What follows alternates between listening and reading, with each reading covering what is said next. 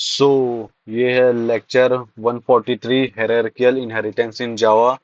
इस जावा लेक्चर में हम लोग पढ़ने वाले हैं आज what is hierarchical inheritance. So definition आप लोग देख सकते हो कि यहाँ पर लिखा है in a hierarchy which contain only one super class and multiple sub class and all subclass is directly extended to the superclass called hierarchical inheritance। मतलब क्या बोल रहा है, hierarchical inheritance एक इनहेरिटेंस उस इनहेरिटेंस को बोलते हैं जिसके पास ओनली वन सुपर क्लास होता है और बहुत सारे सब क्लास होते हैं जो एक्सटेंड करता है। इसी को हम हायरार्किकल इनहेरिटेंस बोलते हैं। फॉर एग्जांपल, इस प्रोग्राम में एक सुपर क्लास होगा और उसके बहुत सारे सब क्लासेस होंगे, जैसे क्लास, सब क्लास वन, सब क्लास टू, सब क्लास थ्री, और एक ही सुपर क्लास होगा। तो इसका सिंटेक्स कैसे होगा? तो इसका सिंटेक्स होगा, जो क्लास ए होगा ये हमारा सुपर क्लास होगा और इसके अंदर भी हम लोग कुछ लाइंस ऑफ कोड लिख सकते हैं। और क्लास बी के अंदर, जो क्लास बी के अंदर हम एक्सटेंड कर रहे हैं क्लास ए, इसका मतलब क्या है, क्लास बी का जो कोड है वो तो रन होगा ही, साथ ही साथ जो क्लास ए का कोड है उसको भी क्लास बी अपने में इंक्लूड कर लेगा। ये हमारा सब क्लास एक्सटेंड कर लेता है ए का सभी प्रॉपर्टी को। सो ए का सब कोड था, ए का जितने भी कोड थे वो बी में आ गया और हम इसी को रीयूज कर सकते हैं। सो और एक एग्जांपल, जैसे क्लास ए बनाए हम लोग, ये है हमारा सुपर क्लास। क्लास सी ये भी हमारा सब क्लास, ये भी एक्सटेंड कर रहा है इस पूरे ए के प्रॉपर्टीज को, उसके कोड को। सो यहाँ पर भी क्लास सी सब क्लास है जो क्लास ए को एक्सटेंड कर रहा है, और जो सो हम एक का एक क्लास के सब कोड को रीयूज कर सकते हैं। ठीक है, तो सब क्लास एक से ज्यादा होना चाहिए और सुपर क्लास ओनली वह एक ही होना चाहिए। इसी प्रोसेस को हम इन हायरार्किकल इनहेरिटेंस बोलेंगे।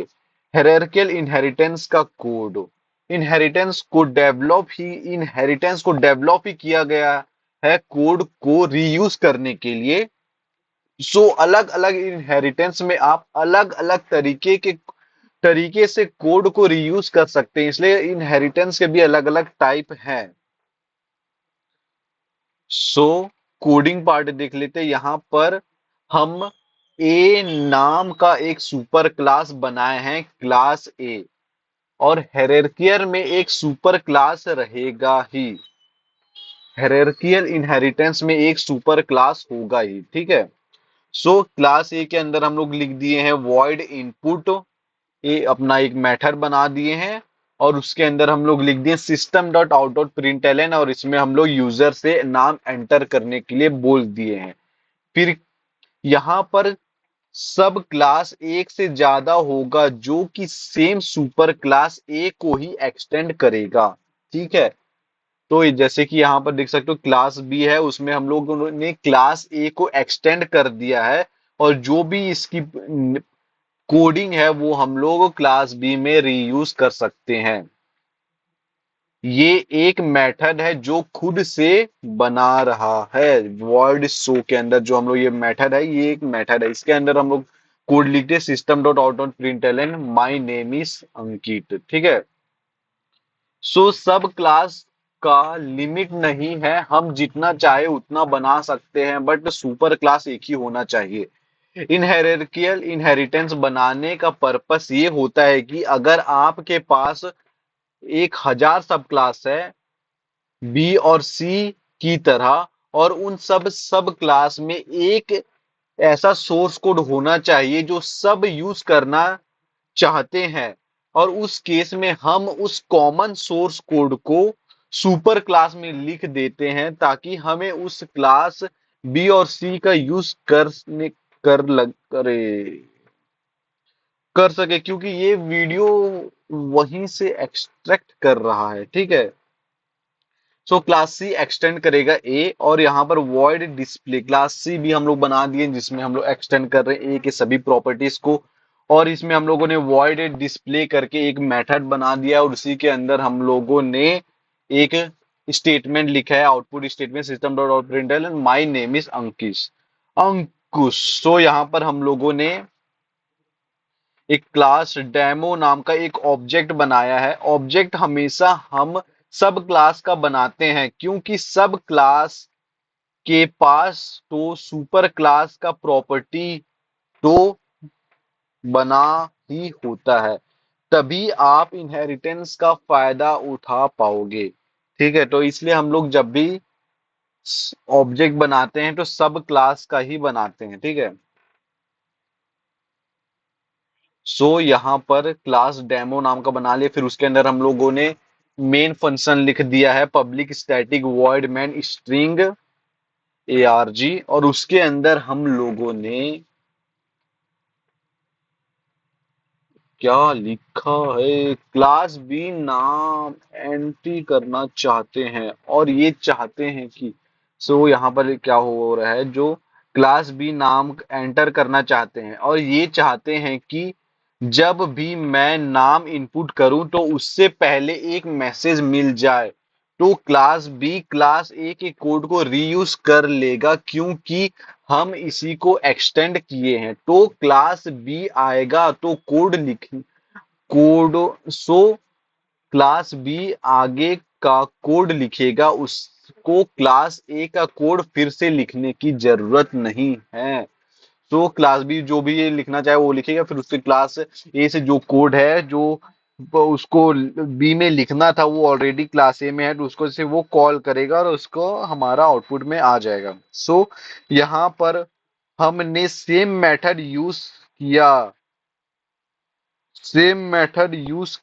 क्यों नहीं कि यहाँ पर देखो, जैसे कि इस कोड में देख सकते हो कि हम लोग क्लास बी में भी वॉइड शो करके यूज किए हैं, और वॉइड और क्लास सी में भी वॉइड डिस्प्ले करके यूज किए। यहाँ पर हम लोग सेम नाम का बना सकते थे, बट अलग अलग नाम का मेथड इसलिए बनाया, अगर हम लोग सेम नाम का बनाते तो यहाँ पर मेथड ओवरलोडिंग हो जाता। तो अभी आप लोगों को मेथड ओवरलोडिंग नहीं पढ़ाए हैं हम लोग, तो इसलिए इसका यूज नहीं किया, और सब दोनों में अलग अलग मेथड का यूज किए हैं। इसके बाद क्लास डेमो अभी अधूरा है, इसका और एक पार्ट बचा है। क्लास डेमो में हम लोगों ने मेन फंक्शन, जैसे कि पिछले स्लाइड में बताया कि मैंने एक पब्लिक स्टैटिक वॉइड मेन नाम का एक मेन फंक्शन बना लिया। इसमें इसमें हम ऑब्जेक्ट बनाए हैं क्लास बी और सी का। क्लास बी और सी का ही ऑब्जेक्ट इसलिए बनाए क्योंकि हम लोग को उसी का डेटा को रिट्रीव करना है। फॉर एग्जाम्पल बी, आर क्या है हमारा ऑब्जेक्ट रेफरेंस, और ये इसको बनाने का ये लाइन सेट ऑफ लाइन है, R equals to new B of C R of to new C and parenthesis open and close. ठीक है, क्लास बी का ऑब्जेक्ट रेफरेंस है आर। क्या बोला है, क्लास बी का जो ऑब्जेक्ट रेफरेंस है वो आर है, तो यही सुपर क्लास का इनपुट मेथड को कॉल कर सकता है, क्योंकि इसका यूज सोर्स कोड को रिसीव करना है और इसका जरूरत है यहाँ पर। ठीक है, और इसके पास भी खुद का मेथड है।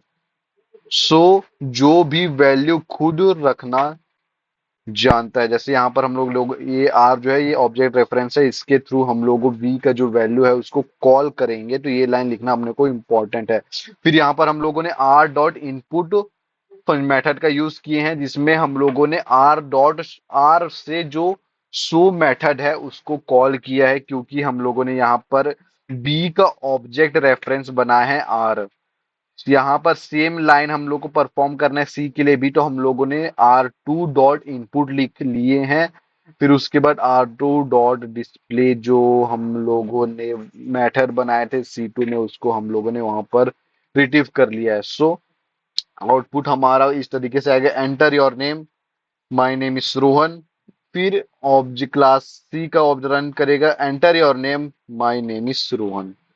सो आप लोगों को इनहेरिटेंस इन जावा समझ आ गया, तो don't forget to hit the like button and subscribe to my channel.